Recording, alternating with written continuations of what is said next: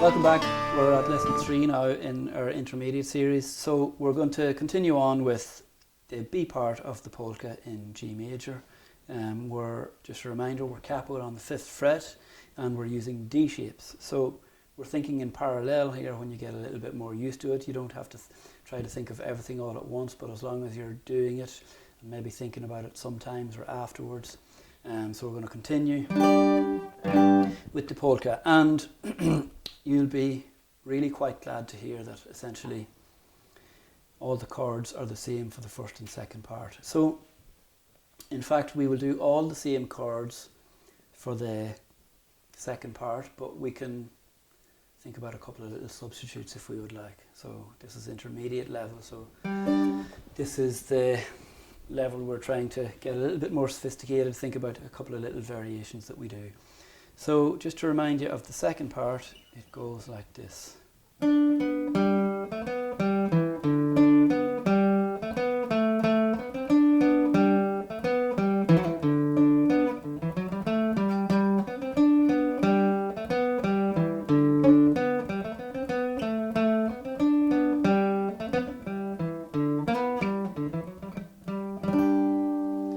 So like I was saying, the chords are going to be the same again, so we can actually go directly now and we'll get Doireann to play the tune a couple of times through, and we'll accompany again with the same chords, so they should be quite familiar.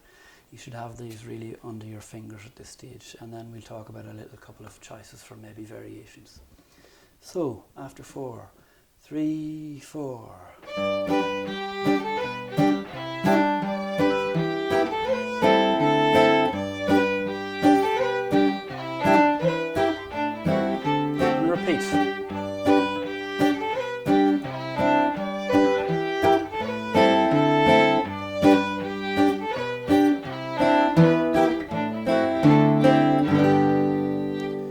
So, if you have managed to follow the previous lesson pretty okay, then you're not doing anything new with this. So you can see how with a different melody, the same structure can lie underneath for the chords. And that's another important thing to remember. Sometimes we have some patterns here that can be taken in a chunk out of this, and we can reuse certain progressions. So that's an important thing to remember.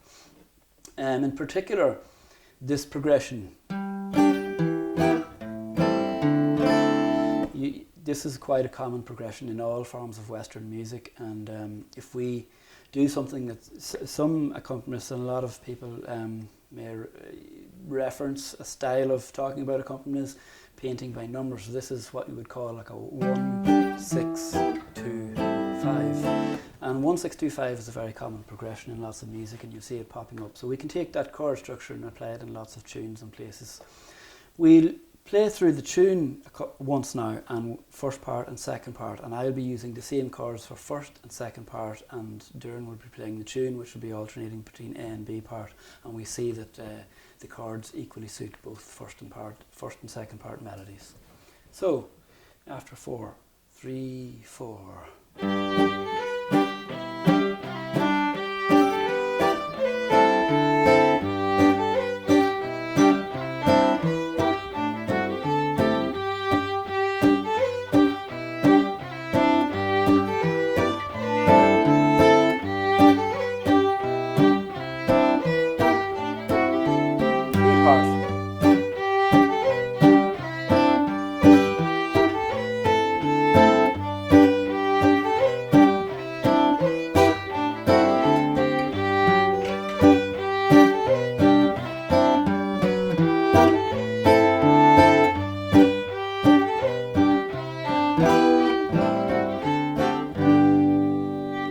So you might have noticed I maybe slipped in a couple of little extras here and there. One was just a little bass run between our D shape and our B minor, and it's just a one note, it's a C sharp note in terms of position, and it's the 4th fret in the A string. So instead of playing, I played.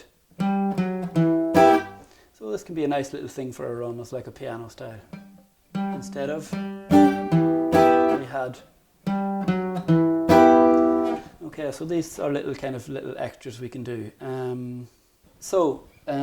We've learned one little new trick that can change it up a little bit to add some variety. So let's try the tune again, and we're going to put it in on the repeat of the A part and on the repeat of the B part.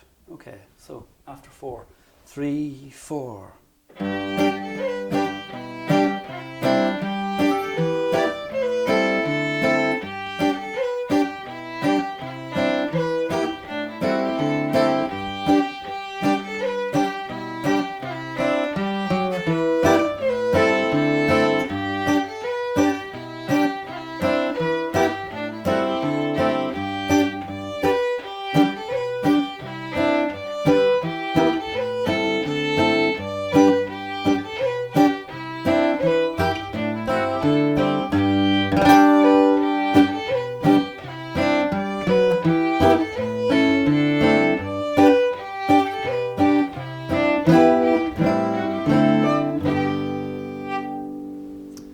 So that's the polka in G major, and we'll come back in the next lesson. We are going to pick a jig for the next lesson, and it's a little bit more involved and a different key that's a little bit less common. So we'll see you there for the next lesson.